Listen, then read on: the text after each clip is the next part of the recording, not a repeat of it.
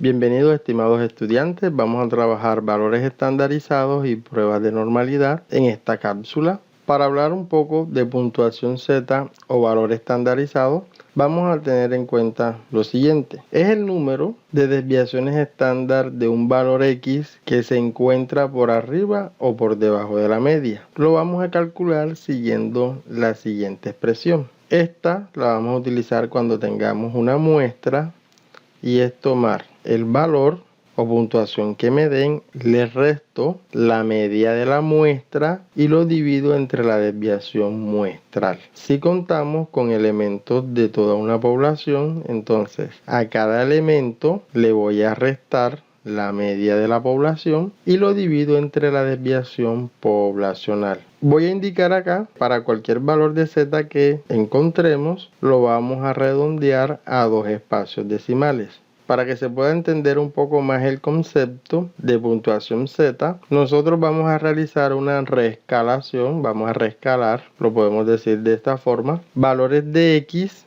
y esos valores de X los vamos a llevar a una recta Z que está contemplada entre menos 3 y 3. Ya encontramos algunas tablas, de hecho con la que vamos a trabajar llega hasta 3.4 y menos 3.4. También nos va a servir. De aquí voy a destacar lo siguiente, que aquellos elementos que se ubiquen entre menos 2 y 2 los vamos a llamar valores comunes. Aquellos que sean superiores a 2 e inferiores a menos 2 van a ser valores infrecuentes o podemos catalogarlos como datos atípicos. ¿Qué vamos a hacer? Al momento de reescalar, entonces yo me puedo ubicar a una desviación o a 2 desviaciones por encima de la media. Cuando reescalamos la media, este valor central va a ser igual a 0. Eso lo van a entender más adelante. Tenemos un primer ejercicio. Encuentra las calificaciones estándar para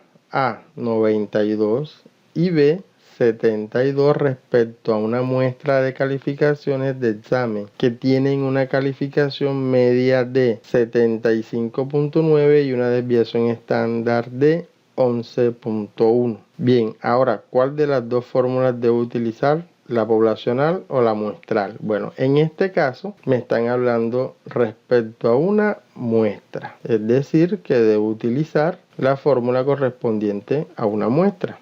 Y tenemos el siguiente resultado. Bueno, le va a quedar de tarea verificar que este es el valor correspondiente. Entonces tenemos el dato de la puntuación que es de 92. Este es el que vamos a reescalar.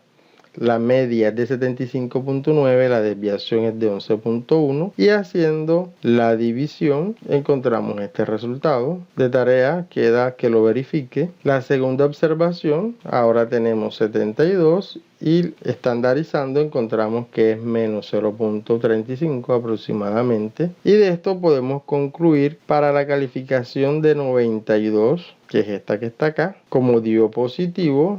Esto redondeándolo nos quedaría 1.5, entonces está aproximadamente 1.5 desviaciones estándar por arriba de la media. Como este nos dio negativo, entonces el punto o la calificación de 72 está a 0.35 de una desviación estándar debajo de la media. Las positivas van a estar por encima de la media y las negativas por debajo de la media. Bueno, de esta forma sencilla podemos interpretar los valores correspondientes a Z o valores estandarizados. Quedaría de tarea el ejercicio número 2, estandarizar los siguientes números que corresponden a infectados por COVID-19, teniendo en cuenta que es por días en un barrio de Cartagena. Es decir, que es una pequeña muestra que he tomado, entonces lo van a hacer para una muestra.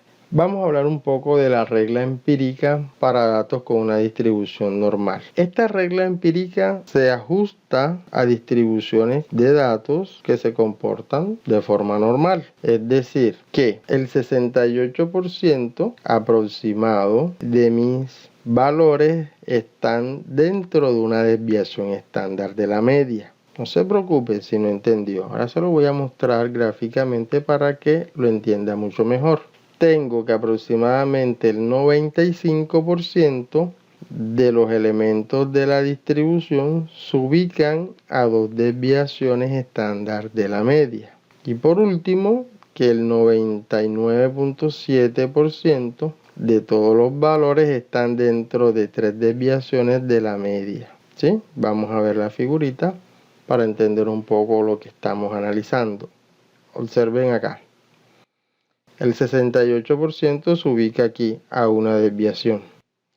El 95% se ubica a 2 desviaciones. Entonces, cuando indiquemos 2 desviaciones, lo vamos a hacer por la parte superior, parte inferior, igual para una desviación. Para 3 desviaciones, vamos a encontrar aproximadamente un 99.7% de toda la población o de la distribución de los datos que tengamos. Si eso se cumple, podemos indicar de que esos datos se distribuyen de forma normal. Esto es empíricamente hablando. Una desviación significa tener esto que está aquí. A la media le resto la desviación y se la sumo. 2 desviaciones, a la media le resto 2 veces la desviación y le sumo 2 veces la desviación. Esto no me va a servir para encontrar los límites inferior y superior correspondientes a cada intervalo que estoy formando. Dentro de 3 desviaciones, límite inferior se calcula tomando la media menos 3 veces la desviación y el límite superior se calcula tomando la media más 3 desviaciones. Esto se va a profundizar en un curso posterior en estadística inferencial cuando calculamos los intervalos de confianza, así que no se pierda todo este tutorial porque está súper interesante. Véalo desde el principio hasta el final. Una comparación con respecto al valor estandarizado es la siguiente. Si yo tengo un valor estandarizado z de 1, es decir, me ubico a una desviación de la media. Cuando usted estandariza esa media que usted tenía de la muestra, la ubica en el 0 y así sucesivamente para cada una de las desviaciones que está colocando, a 1, a 2 o a 3. Entonces tenemos mucha relación con el tema que vimos anteriormente. Pequeñas observaciones que vamos a tener en cuenta: que los intervalos de 1, 2 y 3 desviaciones estándar alrededor de la media de una distribución aproximadamente normal cumple con lo que vimos anteriormente. Por lo general, estas proporciones no se presentan de manera exacta en una muestra, pero los valores observados estarán cercanos cuando una muestra grande se tome una población normal distribuida, es decir, que se ajustan a los porcentajes que estamos determinando. Si una distribución es aproximadamente normal, será casi simétrica, lo vimos en el capítulo anterior, y la media dividirá la distribución en 2. La media y la mediana son iguales en una distribución simétrica, tenga eso en cuenta. Esto se ve muy bien en el grafiquito. Tercer ejercicio. Teniendo en cuenta los datos del ejercicio número 1, vamos a determinar los intervalos de confianza para una desviación, 2 desviaciones y 3 desviaciones de la calificación. Sabemos que el 65% de las notas se encuentran entre una desviación por encima y por debajo de la media. Teniendo en cuenta los valores, son estos que están acá. Teniendo en cuenta ese ejercicio, no se los olvide, esto le arroja el siguiente intervalo de confianza de 64.8 y 87. Entre ese intervalo de confianza contamos con el 65% de las distribuciones. Si la distribución se comporta de forma normal, vamos a contener entre esta región aproximadamente el 65% de la distribución. Para el siguiente caso, ahora voy a acumular el 95% y estoy a 2 desviaciones. Esto es muy sencillo. Vamos a reemplazar los valores, la media menos 2 veces la desviación y la media más 2 veces la desviación. ¿Qué límites vamos a obtener? 53.7 a 98.1. Esto me indica que entre esta región debo encontrar el 95% de todas las notas. Y ya aproximadamente de un 99.7, que es a 3 desviaciones, los límites son los siguientes. Confirmen estas operaciones. Está entre 42.6 y 109.2. Siguiente ejercicio. Les quedaría de tarea determinar con este conjunto de notas que tengo, que se tomaron en mi examen, considere usted que fue el del primer corte, vamos a determinar si esta distribución de notas se comporta de forma normal. No lo voy a resolver, pero le voy a dar unas indicaciones que las vamos a tener en cuenta en los siguientes tutoriales, y lo que debe hacer es lo siguiente. Va a comparar de acuerdo a los intervalos que va a determinar. Aquí le estoy indicando, aquí va a colocar cuál es el intervalo a una desviación, a 2 desviaciones y 3 desviaciones, límite inferior, límite superior. La regla empírica dice que ahí deben estar estos elementos aproximadamente. Y usted lo que va a hacer es confirmar. Una vez que encuentre cuál es la región o el límite inferior o límite superior, va a contar todos los que estén en esa región y va a hallar el porcentaje. Supongamos que el límite inferior va de 50 a 55. ¿Qué debe hacer usted? Va a encontrar el porcentaje de elementos que están entre 50 y 55. Lo va a hacer para cada uno y va a comparar si en verdad estos elementos que están aquí coinciden con estos que están acá. Que sean muy aproximados. Si esto ocurre, ¿cuál es la conclusión? Que esos datos se distribuyen de forma normal. Esto, si se cumple, indicamos que esos datos se comportan de forma normal.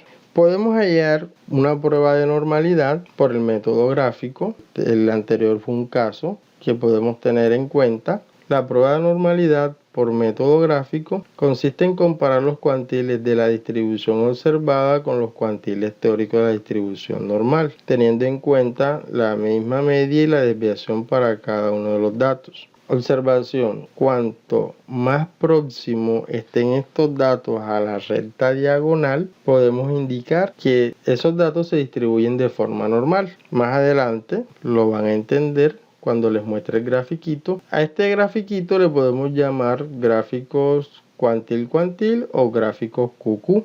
También podemos hacer pruebas de normalidad mediante métodos numéricos. Estos dos casos, el anterior gráfico y el numérico, no lo vamos a aplicar en el curso, pero es bueno que sepan que existen estos métodos y también les sirve para determinar si un conjunto de datos se distribuye de forma normal. Uno de los más utilizados, teniendo en cuenta si utilizamos algún software estadístico, es la prueba Shapiro-Wilk y la prueba de Kolmogorov-Smirnov. Vamos a usar Shapiro-Wilk cuando la muestra sea menor de 30, podemos usar Shapiro-Text, y para mayor de 30 podemos hallar la prueba o aplicar la prueba Kolmogorov-Smirnov. Aquí deben tener en cuenta lo siguiente. Esto plantea unas pruebas de hipótesis, no vamos a profundizar acá, pero es para que tengan idea. Si de pronto lo aplican en algún software o lo encuentran más adelante, me interesa determinar un p-valor en el cual vamos a tener el siguiente criterio. Si ese p-valor es menor o igual a 0.05, se concluye que la distribución de los datos no es normal. Me interesa en este caso de que sea mayor a 0.05. Si eso ocurre, los datos se distribuyen de forma normal. Se puede concluir. Recuerden, el método numérico y el método gráfico no lo vamos a utilizar en este curso, lo vamos a utilizar en el curso de estadística inferencial. Ejercicio: vamos a determinar de forma gráfica y por medio del p-valor que los siguientes datos que corresponden a unas notas, de hecho son las anteriores, las mismas, vamos a determinar si se distribuyen o tienen una distribución aproximadamente normal. Haciendo el gráfico de normalidad QQ, esta es la diagonal que yo les comentaba, y que nos interesa en que estos puntos se acerquen prácticamente a esa diagonal. Si están todos muy ceñidos a la diagonal, se concluye que la distribución se comporta de forma normal. En este caso, bueno, vemos que la gran mayoría se ajusta, a excepción de acá, pero no me va a dar, digamos, una certeza del 100%. Por eso se recomienda, para tener una mayor precisión, mientras que usted va tomando experiencia, que trabaje con el p-valor.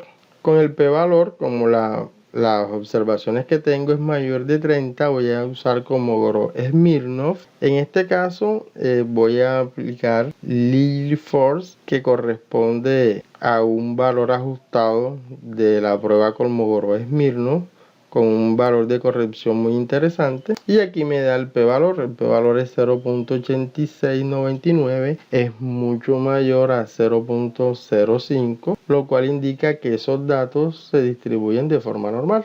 Continuamos con el teorema de Chebyshev, que la proporción o la fracción de cualquier conjunto de datos está dentro de k desviaciones estándar a partir de la media, siempre es al menos, ojo, al menos 1 menos 1 sobre k cuadrado, donde k es cualquier número positivo mayor que 1. Este teorema se aplica para cualquier conjunto de datos, sean los datos normales o no. Vamos a tener las siguientes observaciones. Ya les comenté lo del al menos. El al menos que puede ser ese porcentaje que está ahí o más, dependiendo del valor de k. Vamos a tomar k igual 2, k igual 3 para mirar qué porcentaje está acumulando. Para el caso de k2, haciendo la operación del teorema, esta que está aquí, la puede efectuar para comparar. Eso da 3/4, que es 75%. Entonces, para K2, que son 2 desviaciones, voy a tener un 75%. Para el caso de K igual a 3, daría 1 menos 1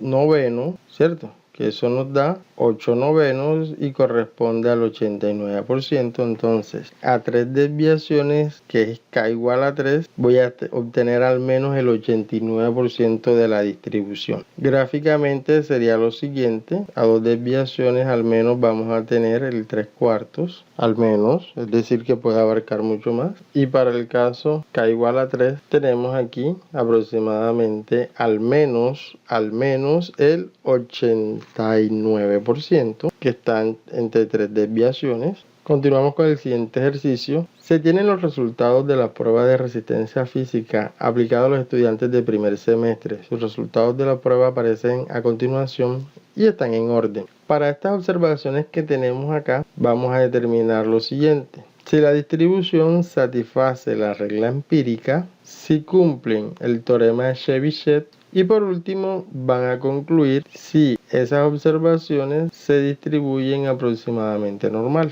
Les regalo la siguiente tablita. Van a primero a determinar los intervalos, van a determinar el porcentaje de elementos que encontraron en cada una de esas regiones y vamos a comparar con el empírico. Como se vio en el caso anterior, si coinciden, podemos determinar que se comportan de forma normal. Y por último, vamos a probar si estos porcentajes coinciden con lo que me muestra el teorema de Chebyshev. Éxito, nos vemos en nuestra siguiente clase. Bendiciones.